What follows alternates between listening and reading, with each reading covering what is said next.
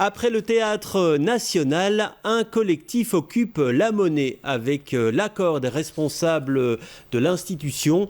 Ils sont une dizaine à investir les lieux, une manière de dénoncer la gestion de la crise sanitaire par le gouvernement et de défendre l'accès à la culture comme bien public et droit fondamental.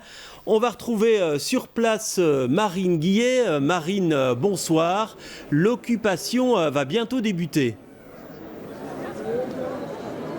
Oui, et elle va se tenir pour les 2 prochaines semaines, Jean-Christophe. Ici, le collectif souhaite appeler à la fin du régime d'exception qui touche le secteur culturel depuis 1 an et surtout dénoncer le statut précaire de ces artistes, de ces étudiants qui sont directement touchés par l'interruption des activités culturelles. Je me trouve d'ailleurs en compagnie de Timéos. Il est acteur de théâtre et il va passer la nuit, cette nuit, dans le Théâtre National. Aux côtés de qui ?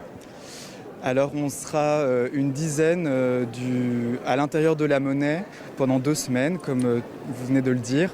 On est un collectif qui a travaillé avec les fédérations, les syndicats pour obtenir cette occupation de la façon la plus structurée possible.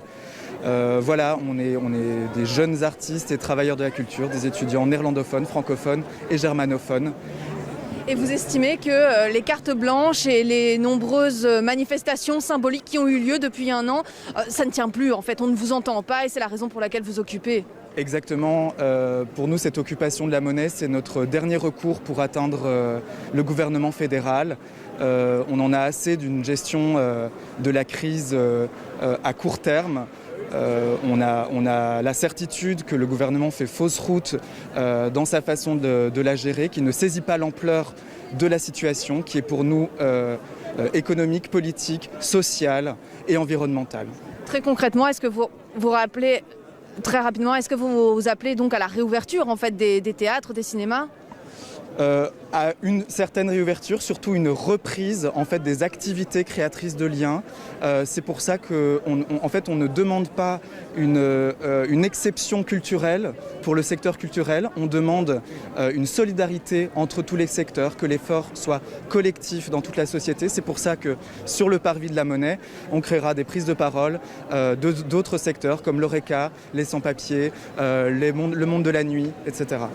Merci beaucoup Timéos. C'est un mouvement donc, que vous pourrez retrouver ici sur la place de la Monnaie tous les soirs à 18h30 pour les 2 prochaines semaines. Merci beaucoup Marine.